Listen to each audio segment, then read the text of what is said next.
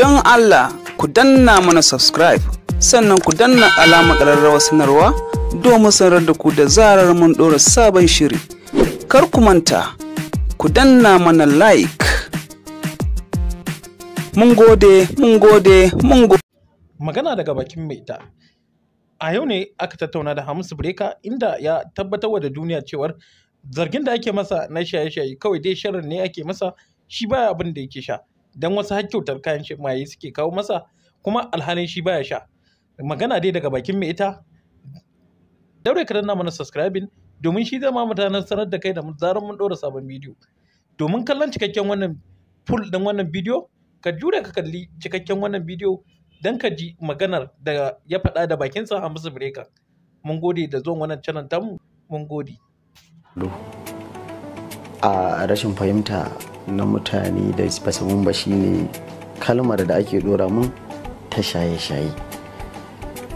Abin da na sani shine mafi akasari idan dai har ka tasa shaye-shaye a gaba to nasararka ba za ka cin mata ba.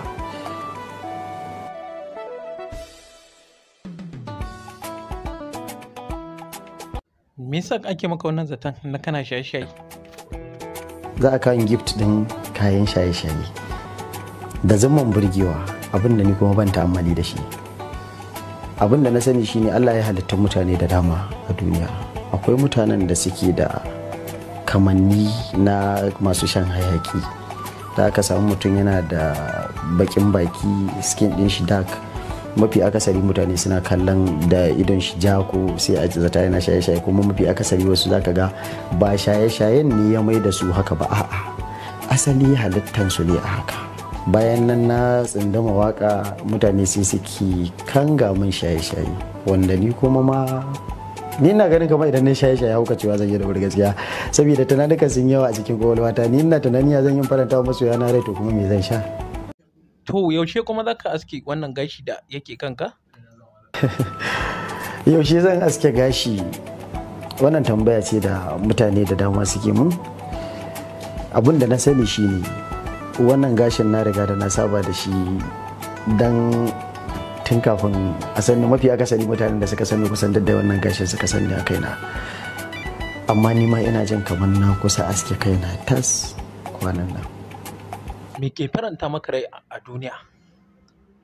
Sani farin ciki shine masoyana gaskiya. Duk yanda nake ganin suna goyon bayana, wani abin yana matukar faranta min rai sosai. Wace kyauta ce ta faranta maka rai wacce ba za ka taɓa mantawa da ita ba? Gaskiya zan iya cewa kyaututtukan da aka mun wanda ba zan iya manta da su ba suna da dama a cikin rayuwata. Idan na zaɓi wata, wani zai ga kamar ya gaza wurin kyautata mun. Shine abin da yasa ba zan faɗi wanda nake ganin tafi mun farin cikin ba, amma kyaututtukan da suka faranta min rai suna da matukar yawa a cikin rayuwata. Me yasa salon waƙarka yake ratsa zuciyar masoya? Ita waka ga baki ɗayanta abin da na ɗauka ai baiwa ce. Kalamai masu kama zuciya suna daidai da baiwar da Allah ya ajiye wa ɗan adam a kwakwalwarsa.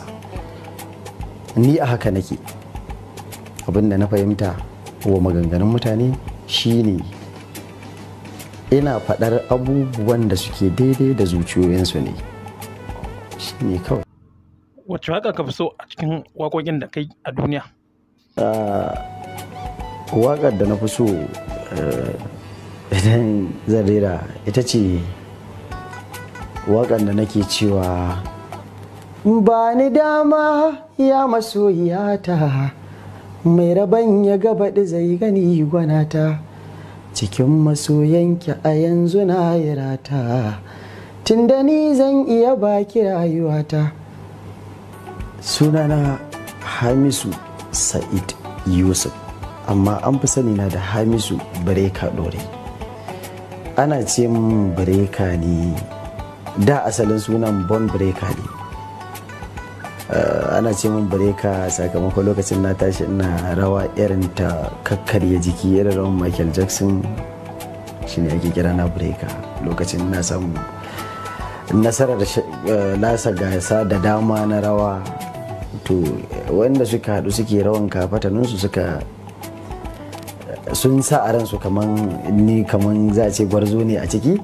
Akwai wani Yusuf Kulubar bana taɓa manta da shi, shine ya samun suna Breka, shi ya fara kirana da sunan, kuma ga sunan ya bi na girma. A duniya salon waka wa ka fi so wanda yake burge ka?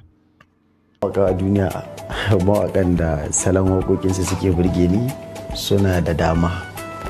Idan yanzu muka dawo gida zan iya cewa mawakanmu na dauri, salon waƙar ɗan ana ce yana burge ni, Shata yana burge ni, da ɗan Maraya Jos da Sani Sabulu. Sannan a zamanance yana son Sadisi da Sharifai, don yana daga cikin abin da ya samu waka. Idan mun tsallaka kuma ƙasashen duniya, to ina son Michael Jackson, ina son Osha. Wane lokaci ne kake samun damar yin waka da ilhamar waka? Lokutan da na fi samun waka shine lokacin bakin ciki da lokacin farin ciki. Wacce tambaya ce kaga ji da amsa ta? Tambayar da na fi gajiya da amsa ta daga masoya zuwa mutanen gari, wajen kai ko da gaisawa aka yi, mafi akasarin mutane ba su fiye wucewa ba sai sun mun tambayar shine yaushe zan yi aure. Yaushe za ka yi auren? Masoya na jira. Kusa insha Allah, nan ba ta daɗewa ba. Da nawa za ka fara auren? To abin da na sani dai ni a cikin zuciyata, aure mafi akasarin mutanen duniya idan ka kasa su kaso 3 to kaso 2.5 ka ɗeba kwata ma ka ƙara a kai, suna fara aure da mace ɗaya ne. Ni ma kuma na fi sare da cewa zan aura mace ɗaya farko a ɗaura mun aure. To daga baya fa? To daga baya Allah ne masani, amma a cikin zuciyata abin da na sani shine ban tara burin tara mata ba gaskiya. Shin kana da burin fitowa a fina-finan Hausa? A gaskiya burin fita a fina-finai dai zan iya cewa kamar bana da, amma abin da na ɗauki sana'a shine sana'a na ɗauke ta a layin kaddara. Ita kuma kaddarar ka ba jera maka ake yi ka taka wadda kake so ka tsallake wadda baka so ba. Ita kaddarar mutum a ɗaure take jikin agarar shi. Duk abin da Allah ya karanto a cikin rayuwarka to fa sai ka yi. Zan iya tsinta kaina a matsayin jarumi. Idan Allah ya nufi ni da yin hakan, to ina maraba da hakan, dan na san ba zai zama damuwa a gare ni ba. Amma dai a yanzu abin da na fi sani shine ni mai waƙar Hausa ne. Wane nau'in abinci ka fi so? Wane nau'in abinci na fi so? Gaskiya na fi son abincin gargajiya wanda aka fi sani da ɗan wake. Ina son ɗan wake sosai. Kamar wane ƙasashe ka fi so ka ziyarta a duniya? Kamar wane ƙasashe nake so na ziyarta a duniya? Gaskiya son samu na ni zan iya ce maka, idan ƙasashen duniya ne da nake son zuwa in zagaye duniya ga baki ɗaya, saboda ina da ra'ayin fita ƙasashe da dama. Shin da gaske ne mata suna maka safa da marwar tambayar kan waƙar jaruman mata da kai? Gaskiya tun da na rera waƙar jaruman mata zan ci nasara ta ƙaru, amma safa da marwa na mata zan iya ce maka ba daga sanda na rera waƙar ba ne, tun kafin na rera waƙar. To da wannan muka zo ƙarshen wannan tambaya da muka yi wa Hamisu Breka. Dan in kana son ka ci gaba da wannan tambayoyi da jin wannan shirye-shirye namu na tambayoyi, ka ci gaba da bibiyan wannan channel namu mai samun wannan tambayoyi na jaruman.